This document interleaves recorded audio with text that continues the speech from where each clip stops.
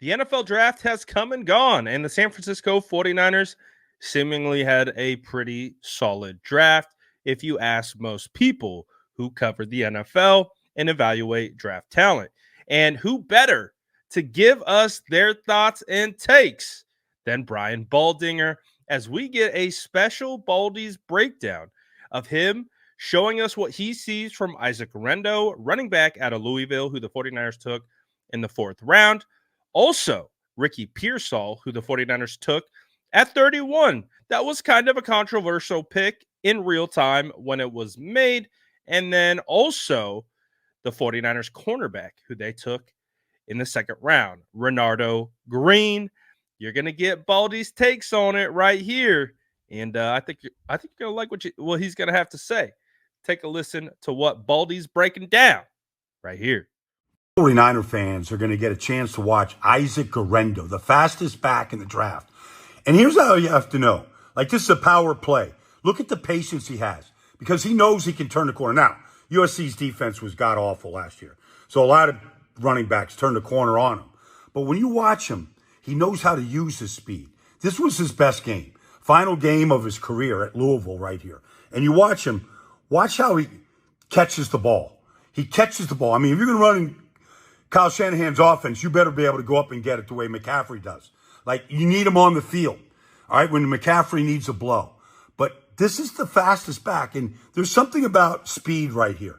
Like, you just watch him, there's the hole. Now, go hit it. That's it.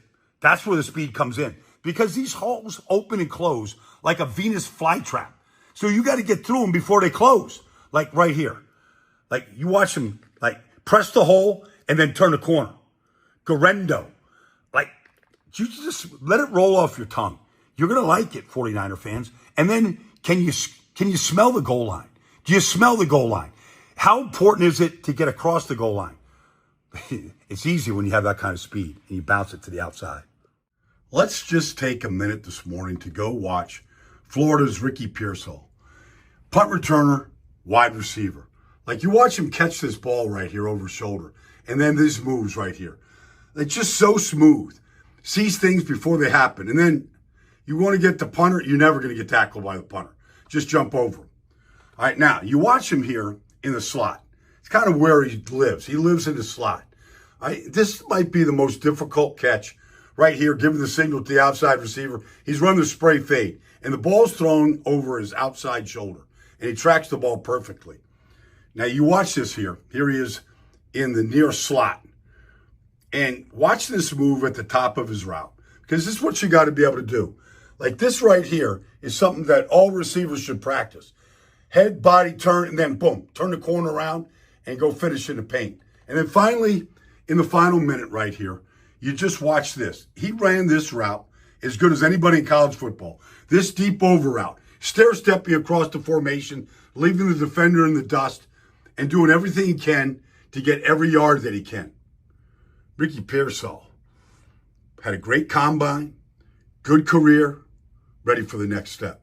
Good matchup down here between Malik Neighbors and Renardo Green, the 49ers second-round pick. Here it is. Here's the release, and Green plays it perfectly. He gets it right inside the grill right here, and Neighbors can't get to the ball using all that athletic ability. All right, now, it wasn't perfect. Green played him tough. He pressed him from time to time throughout the game. You watch it down here at the bottom. Good matchup. I mean, Neighbors has those releases. He's got the strength, the speed to kind of push off, all right, and to separate on this comeback. Now, Neighbors wins that one, gets himself a first down, but he's right there. He's sticky. He's right on top of him. And then you look right here. Like, here he is, just locked in on the grill. Like, you look at him. Watch his feet. Doesn't guess. All right, now, which way is he going? He's going inside, outside. He hasn't determined yet. So open up your hips, bam. And when Neighbors slips, who's the recipient right there? He's down right there when his knee touches. But there's Renardo Green with the interception. Big play in the game. Oh, yeah. Nothing better than some Baldy's breakdowns. Let's go. I'm always hyped when we can share some Baldy's breakdowns because he's so good. He's so good at it. But these are the three players out of the 49ers draft class so far that he has decided to do film breakdowns on.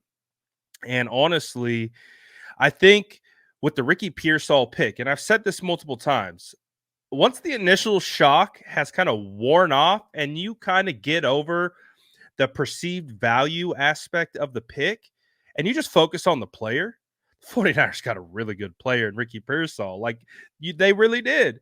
And when you look at, the potential changes that could be coming in the future for the 49ers wide receiver room, it starts to make a little bit more sense, not only for the future, but he can also make an impact right now. So I think Ricky, Slick Rick, whatever you want to call him, Pretty Ricky, he's going to have a solid impact for the San Francisco 49ers, not only this year, but in the future years to come. And then you also saw him break down Isaac Guerendo. Man, he is so smooth.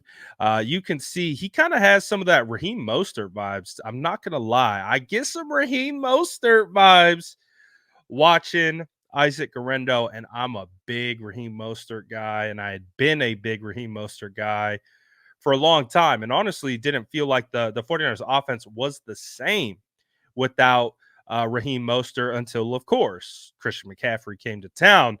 But when you look at Isaac, man, and some of the things that Baldy was able to highlight is his patience, the way he's able to kind of read and set up and then burst. That is what Raheem Mostert does so well. Raheem Mostert's got that straight line speed, but he has this ability to be patient, set up the blocks, wait for the lane to open at the right time. Boom. He's pressing the hole, then he pops out. Or he's pressing outside, cuts inside. Those are the hard things to do in a zone offense. That's why you have to have a very specific skill set to be able to run the zone scheme. That's why guys like TDP and guys like Trey Sermon just didn't work out because they weren't zone runners.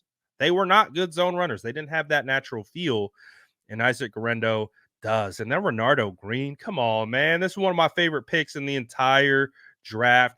Absolute dog, press man corner.